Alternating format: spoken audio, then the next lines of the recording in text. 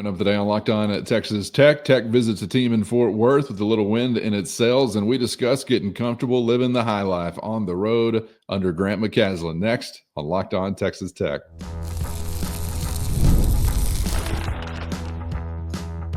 You are Locked On Texas Tech, your daily podcast on the Texas Tech Red Raiders. Part of the Locked On Podcast Network, your team every day. Great to be with you again on Locked On Texas Tech on the Locked On Podcast Network, your team every day, always free and available on YouTube or anywhere you get podcasts. And thanks as always for making us your first listen with the only Chris Level. I'm Casey Cowan.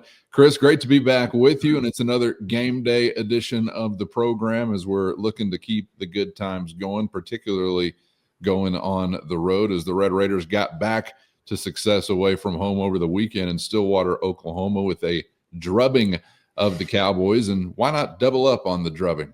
And I'll take another in Fort Worth as the Horned Frogs fitting the description of the next potential victim. We'll get to JT Toppin's tear. He's been on and try and figure out whether or not he can sustain that. It's a heck of a lot to ask, but he's doing it, so we might as well ask him to do it again, I guess. And I also want to go back to the first round where the Red Raiders got a win over the Horned Frogs, and what I thought really was up to kind of Saturday against the Cowboys, one of the better clamp-down defensive efforts that we had seen for Tech so far this season. So maybe we get back to some of that as well. But most importantly, to begin the game, Chris, red and black butts in seats is what I'm hoping that we're going to see on display. As you've had some nice Red Raider crowds for some Texas Christian basketball games in Fort Worth. Yes, you have. I think they've got an interim athletic director, I believe, as Jeremiah Donati is no longer there, and I think that the embargo on not selling tickets to the opponent and all that stuff has been removed. So while I don't think they're cheap, I think Texas Tech, you've got access to this game tonight and a 7:00 tip tonight if you want to come see your guys. And this is a special year, and these games are hard to win. I don't expect tonight to be any different than that. And granted, Saturday was an exception. I was expecting that to be difficult to win, and it wasn't. But TCU's on a roll right now. They've won 4 or 5 and all that. But, yeah, the environments that you've played in Fort Worth, and this is kind of why it's triggered some of the administration at some of these places to kind of throw up a roadblock and stop it or try to get it stopped. And I never understood the dynamic of we'd rather have empty seats than folks from Texas Tech sitting in them. I mean, it's not good business, but I guess to each his own. But I think that you've got some access to this game tonight, and TCU's not been really putting that many folks in the stand. I mean, there'll be, I was joking with somebody the other day, there'll be 20,000 people that'll claim years from now that they watched that buzzer beater versus Oklahoma State last week when there was in reality about 35 to 4,500 folks were there. So anyway, yeah, I know it's 7:00 may be difficult and the Metroplex and the traffic and all the stuff that goes with it. But I know there's a ton of Texas Tech alumni there. And I know our man, our guys, Cody, John, and I think maybe Dusty Womble, they'll be sitting behind the bench, repping the old red and black. So we'll see what it looks like tonight. Man, JT Toppin has been on an all-time kind of run over the last couple of ball games, doing things that either haven't been done before, haven't been done in a long time, joining some exclusive company. And you look back at the first time around, had a pretty good day. It's kind of wild to think that only 18-14 to lead the Red Raiders that time around was like one of his halves that we've seen most recently. Yeah.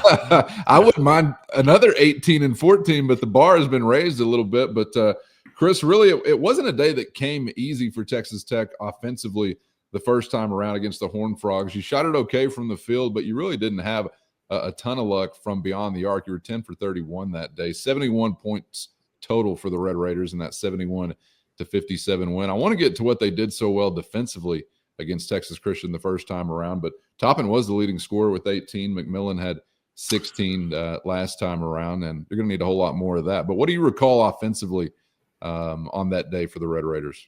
Well, the biggest thing is Darrion Williams didn't play in this game. This was the game that he was held out, and you kind of wondered because he's just so vital to everything that you do. And he barely shows up in the stat sheet over Oklahoma State, and it's crazy that you almost score 100 and you win by 38 points. And Darrion Williams against Oklahoma State, like 5 points, 5 rebounds or something. So, but that just shows you the depth, and it speaks to you winning by 14 over TCU with no D5 a couple weeks ago in Lubbock. I think TCU's got some decent parts. They're very similar to Oklahoma State, the way the roster's built. They play, 10 guys. There's no all-conference guy among them. And I think that, large in part, it was Vashawn Alette that you really held out or held down. He was just 1 of 7, from the field. And then Noah Reynolds, he was inefficient. I mean, he scored, let's see, I'm looking at 14 points, but he had to shoot it 15 times to get that. So those were the 2 guys that kind of made everybody the most nervous in that one. And then again, you only played 7 dudes in this game the first time. But as I said, TCU this will be tricky. Okay, one, you don't sneak up on them. They will know all this. So Tech's coming to town. I mean, it's a bit of a big one for TCU, whether they're going to admit it or not. And I don't know if it is for you, but when these schools match up and whatever, it's important to folks. And they've played you pretty well there in Fort Worth, and you've won there some. You've had big crowds at times, and then haven't gotten it done. I mean, we've seen all the results, but winning 4 or 5 in this league, I don't care who you are, it's hard to do. And they've got wins over Baylor and Waco. They've beaten Kansas State, West Virginia, BYU, and Fort Worth. I mean, these are legit wins. I mean, BYU and West Virginia are tournament type teams. Baylor certainly is. So this is, personnel wise, this will be much tougher than what Oklahoma State throws at you. And I think TCU actually is 500 in this league. So while you're ahead of them in the standings, it's not like by that much. Now it's an unsexy TCU style of play and roster, and everybody's got opinions on Jamie Dixon and whatnot, but he just wins. And when they out rebound you, it can be problems. But I think that if you shoot it well, and if you have the same energy that you did the other night in Stillwater at different parts of the game when it's most needed, TCU will have a hard time defending you. But this is far from a gimme, far from it. Yeah, no doubt about that. Man, one guy it was nice to see really return to the impact fold last time out was Kevin Overton. And I'm kind of wondering, what might be best for him in order to get him, on a bit of a run here as we get to the end of the regular season and get into March. So what do you feel like was, setting up the chance for him to have that type of impact on Saturday against Oklahoma State? And is it anything you feel like can translate into another one here tonight? First, today's episode brought to you by FanDuel. And when the game tips off, the NBA action is just getting started, and there's no better place to get in on it than FanDuel, America's #1 sports book. With FanDuel, you can place live bets throughout the game, so even if you miss the opening tip or want to bet on a fourth-quarter comeback, you can stay in the action. And if you're looking for a bigger payout, you can even combine your live bets into a same-game parlay. And FanDuel's live betting feature electrifies every moment. Whether backing your team for a late-game rally or picking a player to hit a clutch shot, you're never going to miss your chance to get in on the action. Plus, the app, easy to use. And when you win, you get paid instantly. Right now, new FanDuel customers can get $150 in bonus bets if your first $5 bet hits. Just visit FanDuel.com to join today. That's FanDuel.com for your shot at $150 in bonus bets. And make every moment more with FanDuel, the official sports betting partner of the NBA. He had some clean looks that he was able to knock down. And sometimes it's as simple as that with some guys. Sometimes, man, that's just the way basketball works. I think it frustrates coaches that are in the sport at all levels like crazy because there's not enough guys that do the things that they need to do regardless if the ball goes in for him or not. But Kevin, when he knocked down a couple of early shots in Stillwater, it just was going to be a good game for him. And it kind of translated to both ends of the floor. I think that Grant still's trying to squeeze as much defense out of that frame as he can and wants it to be a bit more consistent. But, 13-5 with 2 assists to go with it off the bench in a Big 12 game, I mean, you're taking that every day of the week, and that's some of the stuff that had been missing with your team in some of these recent games. But boy, him and Christian Anderson combined for 29 points off the bench. We still have to have a conversation at some point about our boy Federico, because that's the one piece of your cog here that's just he's blown a tire, and we gotta get that tire changed and get him back on the road, man, because it's just not in a blowout, in a contested game, and it hadn't really mattered what.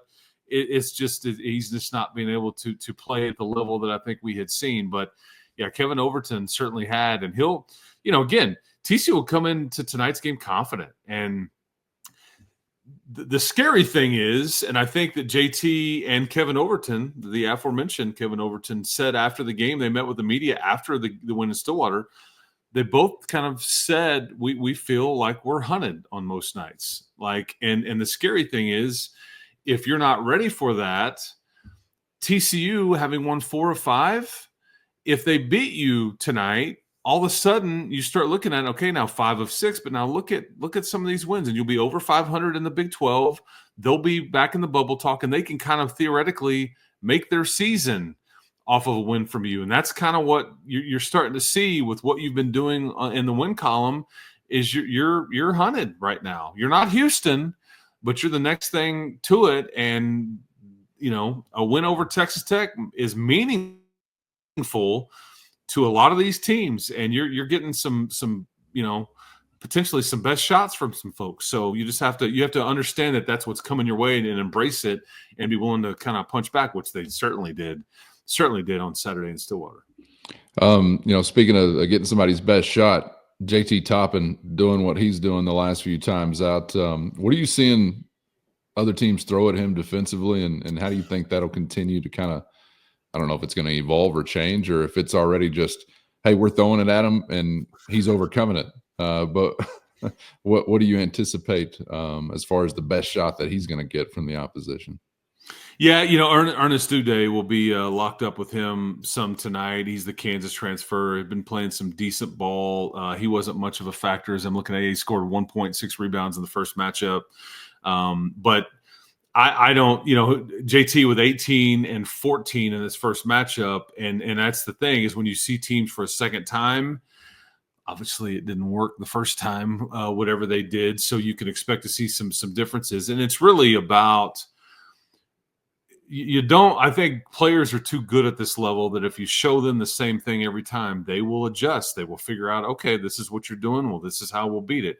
So you'll see really, I think throughout, unless you're, Kansas with like Hunter Dickinson may say, we don't need to double, or KJ Adams, or I'm just trying to or Jawan Roberts with Houston. We don't need to, we can go one-on-one here. But TCU may double and triple and kind of swarm it and see if JT will turn it over, or if he can make the right pass repeatedly and all those. Because what happens is JT should get credited for a lot of what I would term a hockey assist, because a lot of times when he has seen the double, he gets it to an open guy, but then it's the next pass that equals the open shot. And, JT doesn't get any credit for that, but just kicking it out, and then it's the next pass, the next guy gets the credit for the assist. But you're gonna start to see more and more of that, and until you just, because you said it, Texas Tech wasn't exactly. I mean, it's crazy. Like an off night, 10 of 31. True. You know how many teams would love to be able to knock down 10 threes in a game. And that's an off night for you, or it felt like it based on the amount that you shot. But you continue to knock down shots at a decent clip, and it's just fascinating to see how you're defended. The key tonight, two things. One, when TCU plays really good basketball, they out-rebound teams. They crushed Arizona State on the glass. They were like a plus 12. They got to the free throw line I think 17 more times than Arizona State did. And Arizona State's a mess. I think Texas Tech broke them. Adam Miller got ejected, and it was a mess. But the rebounding equals a lot of those free throw attempts, just because there's so much aggressiveness on the paint. It's kind of like get a shot up, go get it mentality. They're not as good at it as like A&M that you've seen, or Houston, but it's a poor man's version of it. But when they are successful with it, that's how they're going to beat you. And the other thing is when Texas Tech has kind of gotten in a bit of a trouble, it's because that you're trying to hit these home runs and you're a little careless with the ball and you turn it over. Like, you don't want to give TCU extra or easier opportunities to score. They struggle enough with it as it is. You want to make this let's defend them in the half court. That's where they'll struggle at times, as long as you can take care of your business on the glass. But when you start turning over, or you drive and you miss a layup and you fall down and it's transition the other way, that's what, that's where they're good, which a bad shot is just like a turnover in some cases. So just keep an eye on that. Keep the turnovers low, play them straight up on the glass. You'll be just fine. Chris, back on the road, and that may still to this point somehow be one of the more underappreciated aspects of this run that Tech is on, what they've been able to do away from home in the Big 12 Conference. And you tell me, but I just feel like you've almost got to go straight first to some of the intangibles that a team's going to have about itself if you're having this kind of success. I know you can also just be really skilled and really talented and really good on the floor, but to have this kind of run, man, 6-1, I think, in the league away from Lubbock so far, that's beyond just being really good, because even some of the most talented find it very difficult to kind of maintain that poise, or whatever way you would describe it, as you go into somebody else's building. And that's something we got to continue to emphasize, man, appreciating what they've been able to do outside of their own building. They just don't get rattled. And maybe there's an environment, but they just don't lose composure. They don't get rattled. Yeah, they've given up some runs and things like that. But yeah, in true road games, because to this point, like the environment in Houston and the one in BYU have been the most difficult that you've played in, and you're going to get a crack at Kansas. Like when you played Utah, it wasn't that big of an environment. When you played Kansas State, same. When you played in Stillwater, same. I expect tonight to be, there'll be wait. I feel like you know that following the trip to Tucson, maybe you don't know. Well, there were a few salty dogs that you were not more rattled by the Arizona environment, and now you're just leaving. I feel like, is this intentional? Are you cooking some beef with Wildcat fans? No, they belong in the other conversation. They belong in their conversation. What I've learned about Arizona, though, are these Arizona fans that said this? Yeah, they were drawn a bit off sides. I'm shocked. Yeah, it's I'm been in the middle of a lot of these. It's not. I think it's maybe more of a Pac-12 or laid back West Coast kind of thing, but this Tucson was not Ames, Iowa, or Lawrence, Kansas. It was not, and I think BYU was the tougher environment of the two to play in. Now, obviously, the Arizona, and again, I feel like I'm taking a shot at Arizona, and I'm not. I kind of, maybe I had it too built up in my mind, but it was loud and it was difficult to play in, and they won. All credit to them, but I don't. I think Houston was the toughest one, and maybe that has to do with the opponent, but and maybe it was just the emotion of the building that day because of what had happened. Yeah, that was a little unique. And that was unique, and that triggered it. But Houston is more not about the environment and why it's tough to play there. It's because their team. Yeah. You just caught Arizona at the wrong time. But if that was 10 out of 10 from their like that's their best foot forward, which they late night Saturday revenge. All they had checked all the boxes. Yeah, I need to see a bit more. Sorry, that's just my opinion. And I'm not trying to take a shot at Arizona.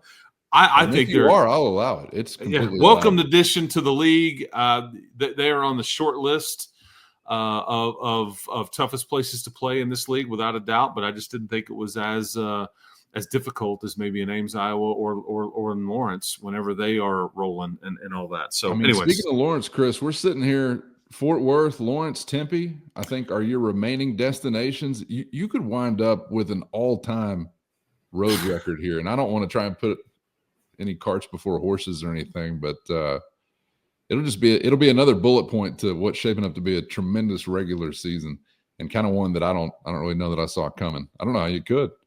Yeah, so at worst, you're 6-4 in the league on the road. I mean, if I tell you that around Christmas time, you would have taken it and run and said, please don't, no takebacks, like, like triple stamp, a double stamp, like no, or whatever. I don't know. But you I mean, you would have, we all would have, because Sure. it's so difficult to get done. But yeah, now we're in greedy season.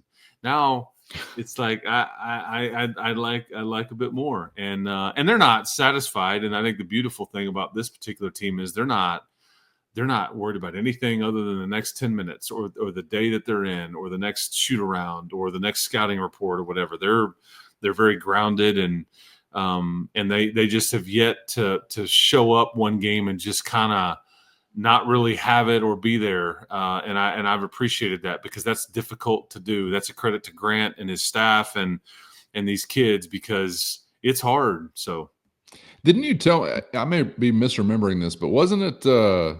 Was it not Grant McCasland that Joey McGuire was trying to spend some extra time with to talk winning on the road?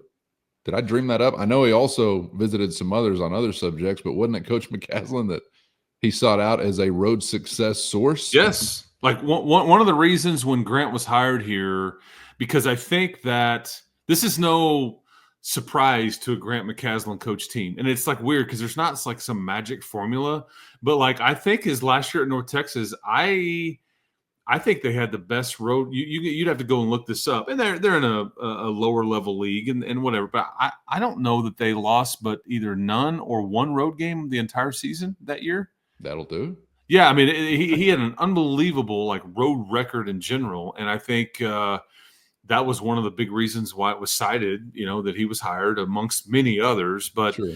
yeah, after we were talking about can't figure out ways to win on the road, I mean, Joey did. He like reached out to his compadre and was like, "Hey, man, what anything you can offer up?" And I appreciate Joey for willingness to like ask for help and like try to get as much knowledge about the subject as he could. And but yeah, Grant was like, you keep your huddles a bit tighter, and that there's more to that than that. Yeah. But there's, because I'm looking for like, okay, what's the list here? Like if we do, you're telling me if we do A, B, C, D, and E, we'll get a road win. But there's more to it than that. You got to have good players. Yeah, number one, get a really good roster together. Yeah, you got to be locked in. But and I think Grant has also done a really good job. He doesn't try to wear this team out, and he doesn't try to overcoach them. There's something to be said about getting in their way a bit. And I think Grant has a great balance of leaning on them and getting, but also like backing off of them at times, but he also doesn't try to overcoach them at times. And I appreciate that, because that's as much of a trick for a coach, is getting out of a team's way sometimes, which, hey, what's my job? I'm the one in charge. Well, sometimes, and I think Grant has a perfect balance of that, which I think that goes a long way too. Yeah, it's kind of interesting to think about how a coach comes up with a consistent enough formula to kind of have that as a bullet point on their resume. Like, I'm just really good on the road all the time. My teams are always going to be really tough on the road. But that's a great one to have, and it's probably one of those kind of beyond the surface layer bullet points that can tell you something about a coach. You like hearing of a coach, who has a great success percentage or point scored percentage on like an inbounds play or something like that. I mean, there are things kind of beyond that sometimes you think, all right, well, this dude's got something else cooking that maybe not everybody has. And road success has been one of those things for Grant McCasland. So maybe we should have some higher expectations for those teams moving forward and what they're going to do. This team certainly raising the bar. There's no doubt about that for what the program's expectations are, at least as it relates to the fans moving forward. Hopefully, after all this talk, we have not jinxed anything as it relates to the next opportunity in Fort Worth. We'll be back around to reconvene, Chris, and chop it up for better or worse, but looking for another win. So do all you can to spur them on to success once again, and we'll get back together on the other side, man. Thanks for the time as always. Enjoyed it. We'll see you for the next one. Absolutely. Yeah. Guns up. And I hope to see everybody at Schollmeyer Arena tonight in Cowtown. And if you're going to be there, be loud, and you guys need it, man. Cause it's a fun little stretch, man. And I don't know when you'll get to see them if you're in a Metroplex or whatever, unless it's in San Antonio for the whole thing. So, anyway, but enjoyed it. Let's see if we can't keep it going, but won't be easy.